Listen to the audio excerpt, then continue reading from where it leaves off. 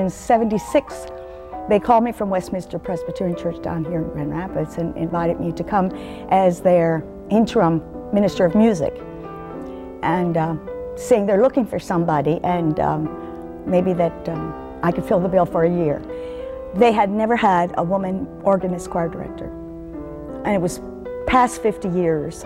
And so when I was hired as an interim, it was with fear and trepidation, I think, that they're getting a woman in this job.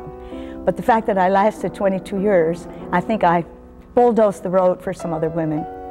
I just love to see people develop, you know, people who think they have no talent, they don't belong in music, particularly singing. I think a skill on the keyboard is a little tougher. But in singing, you know, you hear so many times people say, oh, I can't sing. And every job I've ever been in, I always say, well, give me the honor to try to teach you, because that's what I'm hired for. All in all, I've taught in 3 churches in Puerto Rico, 2 high schools, 2 middle schools, 3 elementary schools.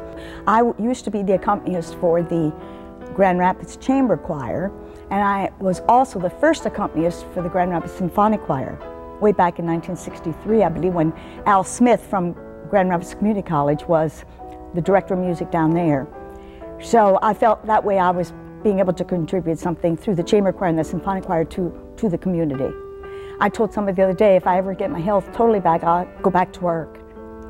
Because I do miss it, and I miss the camaraderie with people, both children and adults.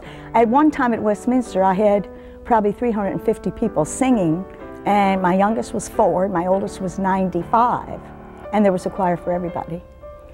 And I guess my big thing was, when I was in Florida last year, one of my first students in Grand Rapids, who is now 56, sang the soprano solos in the Mozart Requiem, and that was quite an honor to see her do that. I feel very privileged to be honored with this award, because I do know that Grand Rapids is full of artists of all kinds. And I guess the joke, when the girl called me and told me that I had won, I said to her, you mean they're taking an almost 70-year-old woman who's been sick on a cane and not working anymore and giving him a tribute? I said, that is quite an honor. The hard work that I put into it, both at the churches and the school, always paid off for me anyway. It was a privilege to teach everybody I did, but this kind of brings it back to the foreground a little bit and reminds me of what I did.